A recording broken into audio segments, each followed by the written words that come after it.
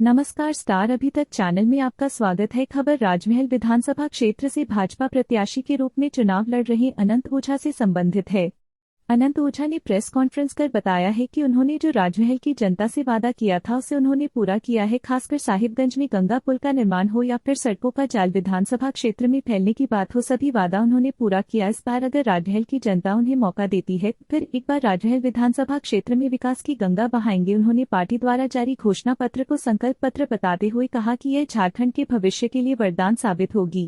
साथियों को भारतीय जनता पार्टी की सरकार बनने के साथ ही हम 2000 रुपये उनको एक तरह से सहयोग के रूप में देने का भारत सरकार काम करेगी। ऐसे ये राशि बहुत पर्याप्त नहीं है, लेकिन वैसे युवा साथी जो लगातार संघर्ष कर रहे हैं, इस सरकार के गलत कारगुजारियों के कारण उनका समय पार हो गया है, ऐसे सभी साथियों का एक छोटा सा प्रयास सरकार की ओर से उनके दस्तक तक देने का काम किया जाएगा। उसी प्रकार से हम सब जिस इलाके में रहते हैं, हम तो ज़्यादा पीड़ित लोग हैं। जिस प्रकार से इस इलाके के अंदर बांग्लादेशी घुसपैठियों के बढ़ते प्रभाव के कारण जल जंगल जमीन सब असुरक्षित हुए हैं। यहाँ लव जिहाद लैंड जिहाद होते हुए अब वोट जिहाद तक जनप्रतिनिधि बदलने की भी तैयारी हो रही है।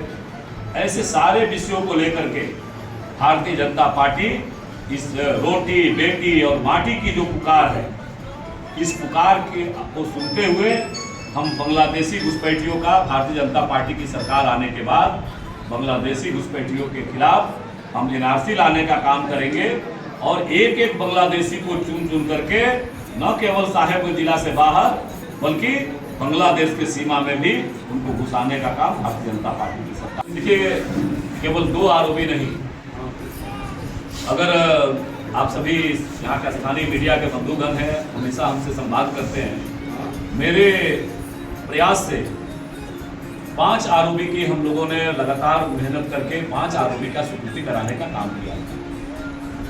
वो आरोपी साहेबगंज नगर में था, जो यहाँ का पूरा ट्रैफिक सिस्टम को, आम नागरिक के कष्ट को दूर करने लायक था। एक साहेबगंज पूर्वी फाटक और एक साहेबगंज पश्चिमी फाटक। तीसरा आरोपी था जो साहेबगंज में मल्टी मॉडल बंदरगाह बना है, वो मल्टी मॉडल बंदरगाह का था।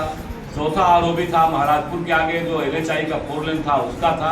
और 5वां आरोपी था वो है 3 पहाड़ को एक नया मार्ग हमने एक बनाया था PWD के माध्यम से, लालगंज से मोहनपुर, उसको जोड़ते हुए, और वो आरोपी शर्मापुर तक ले जाने वाला था, यानी 3 पहाड़ में जो जाम रहता है उससे मुक्ति के लिए। दुर्भाग्यजनक ये सारे आरोपी पूर्ववर्ती रघुवर दास जी की सरकार में उसकी सैद्धांतिक सम्मति, कैबिनेट से स्वीकृति, ये सारा कार्य पूरा होने का काम किया। उसमें से 2 आरोपी का तो आज पूर्णतः काम दिखाई दे रहा है। आप उस समय का समाचार पत्रों का संकलन आप निकालेंगे। एक तो 3 पहाड़ में 100% खर्चे पर 97 करोड़ की लागत से राज्य सरकार के द्वारा सहयोग करके और तत्कालीन रघुवर दास जी सरकार ने हमारी भावनाओं को समझा और वो आरोपी का निर्माण आज तेज गति से चल रहा है। महाराजपुर में भी NHI के 4 लेन के माध्यम से उसका भी काम चल रहा है। वहीं दूसरी ओर IOW और रेलवे के साथ आधे 50-50 शेयरिंग पर उसकी भी स्वीकृति सैद्धांतिक मिली हुई है। और साहेबगंज पूर्वी फाटक और साहेबगंज पश्चिमी फाटक, ये दोनों का भी मंत्रिपरिषद के स्तर पर राज्य सरकार ने रेलवे को भी जो उसका कंसल्टेंसी का होता है वो अंश भी देने का काम किया, लेकिन उसकी प्रक्रिया भी आगे बढ़ी। और साहेबगंज पश्चिमी फाटक का तो सारी प्रक्रिया हो गई, लेकिन इस सरकार की जो नीति थी पूरे राजमहल विधानसभा के, जैसे जो हमारा मुख्य मार्ग था साहेबगंज से राजमहल का, मुजफ्फरपुर से राजमहल का, उस मुख्य मार्ग के साथ सौतेलापन व्यवहार किया। उसी तरह से झारखंड मंत्रिपरिषद के निर्णय देने के बाद भी तुष्टीकरण की राजनीति को पोषित करने के लिए यहाँ के स्वीकृत आरोपी, जब वो प्रक्रिया अब टेंडर में जानी थी, राज्य सरकार को भू अर्जन करके NOC दे करके उसका निविदा प्रकाशित करनी थी, रेलवे को करनी थी, और उसको बाधित करने का काम राज्य सरकार के द्वारा ये किया गया। और वो भू अर्जन नहीं मिलने के कारण आज भी वो मामला अभी तक वो पेंडिंग में पड़ा। एक तरह से कहा जाए कि कैंसिल भी हो गया।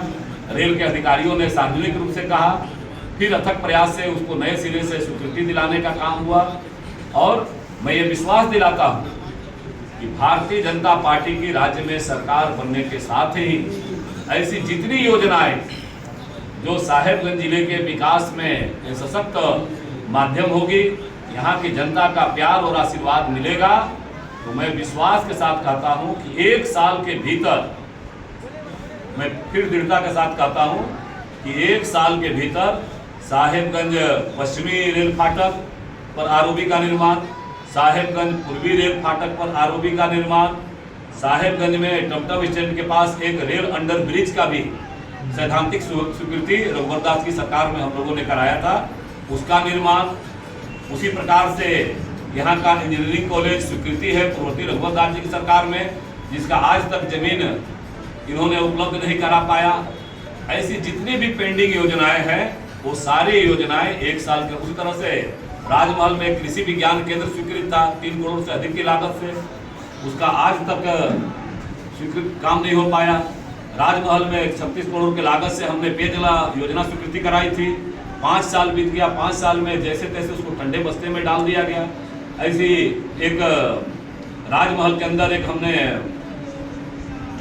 केंद्रीय विद्यालय की स्वीकृति कराई थी, भू अर्जन के कारण आज तक स्वीकृति नहीं हो पाया। ऐसी जितनी योजनाएं पेंडिंग है, करोड़ों की योजनाएं जो पेंडिंग पड़ी हुई है, 1 साल के अंदर सारी योजनाओं पर युद्ध स्तर पर काम होगा और ये सारी योजनाएं पूर्ण होगी, यहाँ के जनता के विकास में माध्यम पत्र है हमारा। और इस संकल्प पत्र में हम लोगों ने इस बात को सुनिश्चित किया है कि पूर्ववर्ती रघुवर दास जी की सरकार ने जिस प्रकार से दृढ़ता के साथ, एक दृढ़ इच्छा शक्ति के साथ खास महल, इस कथित खास महल, मैं शब्द प्रयोग करता हूँ इसलिए कि हम तो ये मानते हैं कि साहेबगंज खास महल है ही नहीं, लेकिन कतिपय अधिकारियों के कारण इसको कथित रूप से खास महल का दिया गया। लेकिन जो भी हो, उन्होंने दृढ़ इच्छा शक्ति दिखाते हुए इसके अस्थायी उन्मूलन की दिशा में कैबिनेट से स्वीकृति करते हुए और रघुवर दास जी की सरकार ने इस दिशा में काम किया, इस दिशा में संलेख गजट प्रकाशित हुआ। और बाद में आपने देखा होगा कि झारखंड विधानसभा के अंदर हमने केवल 2 ही डिमांड किया था, एक तो इसकी प्रक्रिया को थोड़ा सरलीकृत कर दिया जाए और दूसरा इसको थोड़ा जो राशि है उसको कम कर दिया जाए।